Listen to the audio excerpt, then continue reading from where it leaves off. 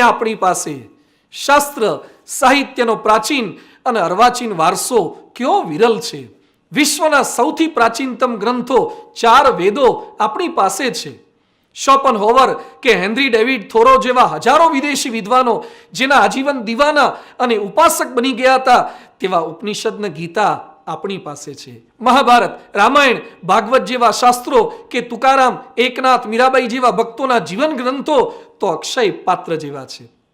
અને સર્વશાસ્ત્રના સાર સમાન ભગવાન સ્વામિનારાયણની પરાવાણીનો ધર્મગ્રંથ વચનામૃત આપણી પાસે છે.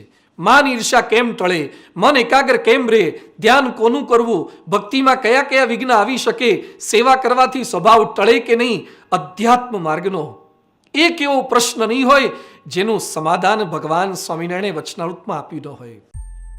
પૂરી કથા સાંભળવા માટે ડિસ્ક્રિપ્શનમાં આપેલી લિંક પર ક્લિક કરો અથવા શ્રવણમાલા ચેનલમાં જુઓ. આવી વધુ કથાઓ સાંભળવા માટે શ્રવણમાલા ચેનલને સબસ્ક્રાઇબ કરો.